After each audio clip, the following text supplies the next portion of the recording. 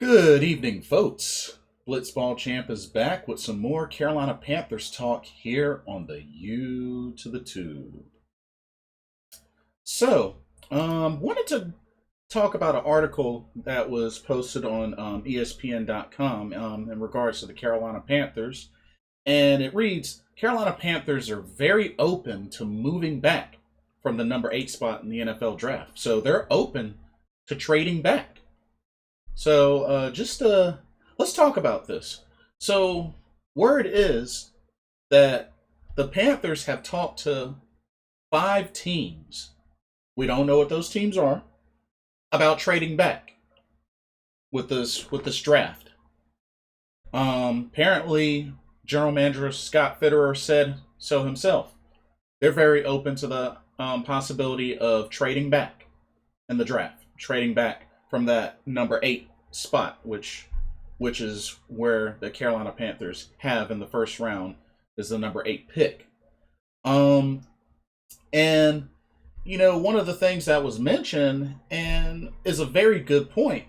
We got to remember, Scott Fitterer came from the Seattle Seahawks, and one of the things that they've been kind of known for in the draft, from previous years, is trading back to get multiple picks. And sure enough, it's seemed to have worked out as far as talent and such. After all, Scott Fitterer was there for pretty much all 3 times that the Seahawks have been to the Super Bowl. Because you got to remember, they've been to the Super Bowl once under quarterback Matt Hasselbeck, and then twice under quarterback Russell Wilson. So, you gotta give the man credit.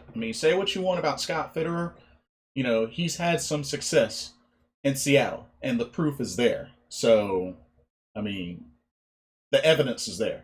So it's looking like a potential strategy that they may take with this upcoming draft with Carolina, but it's going to come down to where they are at as far as what talent is available, who is off the board by the 8th pick, and who is still on the board.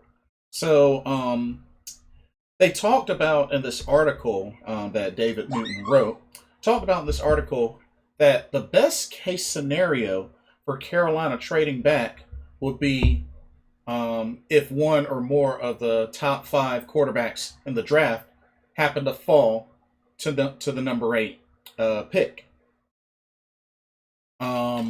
Because the idea is that there would be a lot more value at that pick, considering there's still one of the top available quarterbacks available at that number 8 pick. So they used Justin Fields as an example. So you got a couple of teams that they named off. Denver, who has the number 9 pick, who's right after us. You got Philadelphia, who ended up trading back, and they're at the 12th pick. And you have New England at the number 15 pick. So for example, if a Justin Fields were to fall, that maybe one of those teams would be willing to give up multiple picks in order to move up, in order to get Justin Fields or any other top quarterback that's still available by that number 8 pick. Because when you think about it, looking at these quarterbacks, I think it's pretty much safe to say. Actually, let me pull up the draft order. Let's pull up the draft order. So, for this first round, so we know the first 3 teams. Number 1, the Jaguars. Number 2, the Jets. Number 3, the 49ers. So, we can at least, I think it's safe to say that those first 3 picks will be quarterback. Whether it's Trevor Lawrence, I'm pretty sure guaranteed is going to be that number 1 pick. It seems like Zach Wilson will be number 2 to the Jets, but they could go with a Justin Fields as well, but it's looking like it's going to be Zach Wilson.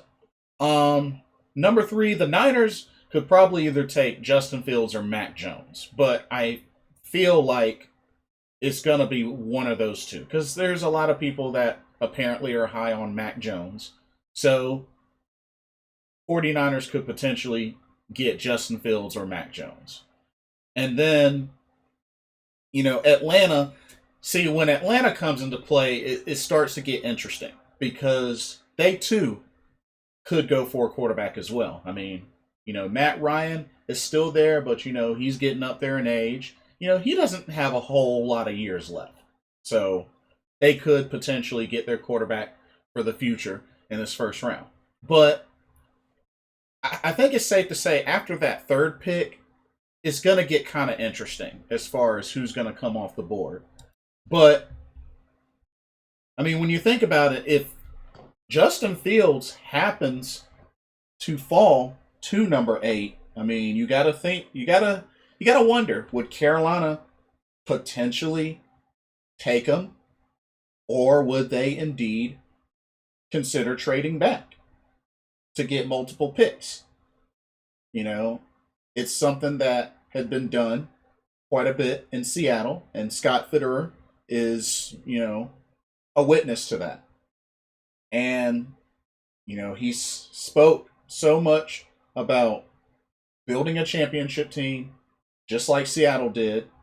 And one of the main things that they did was trading back to get additional picks. So, this is something to think about, y'all. I mean,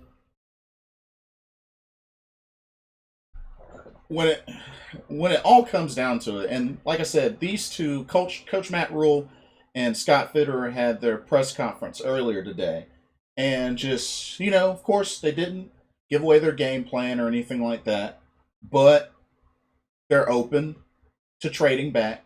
But it really is going to depend on the talent that's available at the 8th pick, and who's off, and who's already been picked. So that's really what it comes down to. Also, what was noted in this article, says Fitterer says the Panthers have a very strong plan concerning picking up Darnold's 5th-year option, and it has nothing to do with whom they take in the draft. Also is an indication that a quarterback won't be selected at number 8 if Carolina keeps that pick. But according to a league source, Carolina is planning to pick up the option. So I know there's been a lot of back and forth as to whether Sam Darnold's 5th-year option has been picked up. It looks like it hasn't officially been picked up yet, but it looks like it's going to be. They have till May 3rd to make that decision officially. So it's looking like what they're probably going to do is to see how this draft goes before they go ahead and make that move.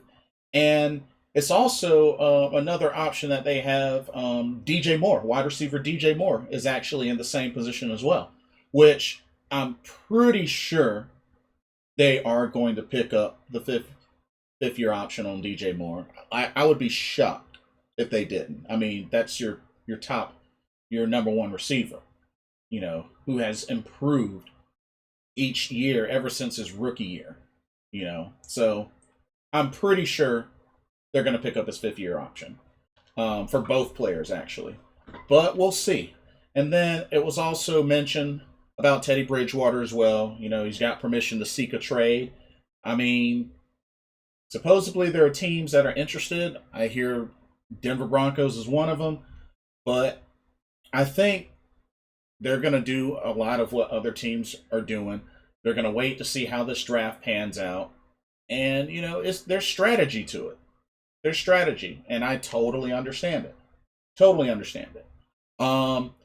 It also lists that their primary needs are left tackle, press corner, wide receiver, and tight end. Like I said, I'm kind of iffy about tight end. I feel like it's a priority, but it's a low priority. Left tackle, press corner, definitely highly agree. highly agree. And I really hope that we're able to get those, get them both. Um, I mean, wide receiver. I mean, when it comes down to it, I do understand that you can never not have enough weapons, or you can never have enough weapons. So, I mean, end all be all, they're going to take the best player available. And they've emphasized that both Mr. Fitterer and Coach Rule have emphasized they're going to take the best player available in the draft. So, and that could be done many different ways depending on what's available at number 8. They could end up trading back that number 8 pick to get multiple picks later. I mean, one of the things that folks are saying is the offensive line class in this draft is deep. Got a handful of defensive backs as well. And of course, you got weapons. You got offensive weapons. Receiver.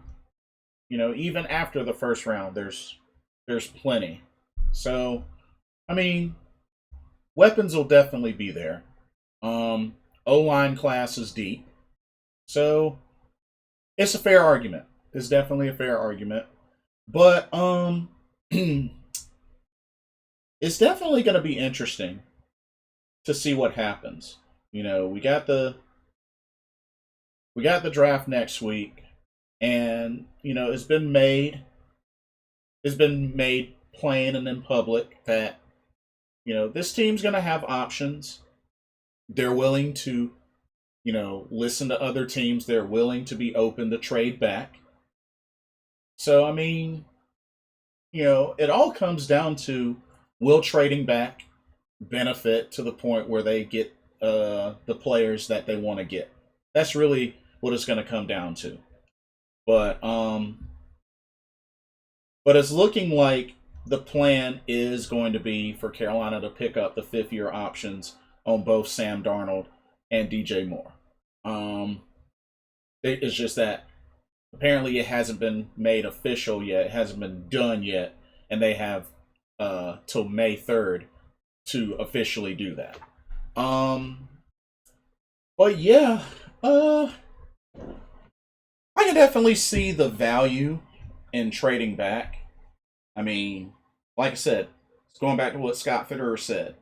It worked for them in Seattle, and they've had multiple playoff appearances. I mean, 3 Super Bowl appearances. I mean, yeah, they were one of 2, but still, I mean, you can get to the big dance consistently, and in so many years, that says a lot. So, I mean, this definitely says quite a bit, and we'll just have to see what happens. I do wonder what these 5 teams are that are potentially willing to trade up to get the number 8 pick. But it looks like Denver could be one.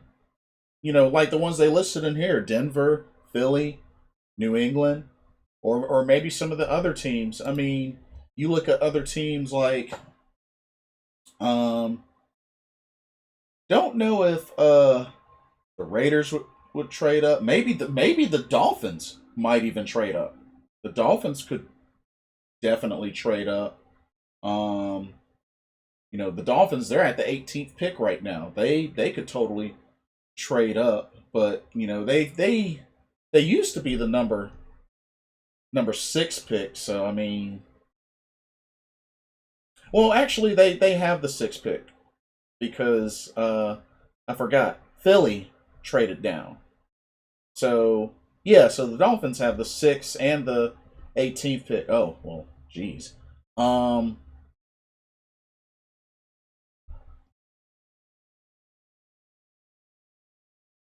we'll have to see what happens.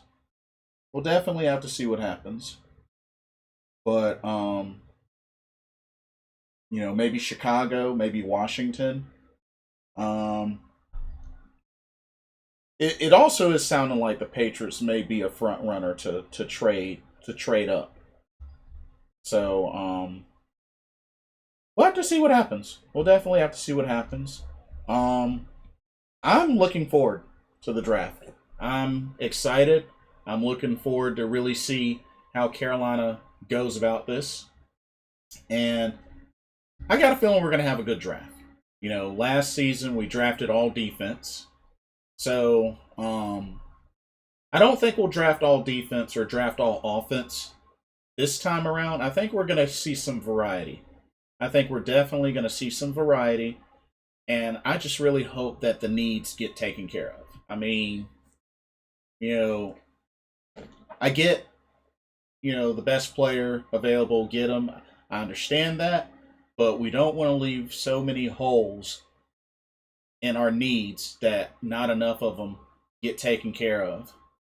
Because those needs are important. That left tackle position is very important. That shutdown cornerback position, very important.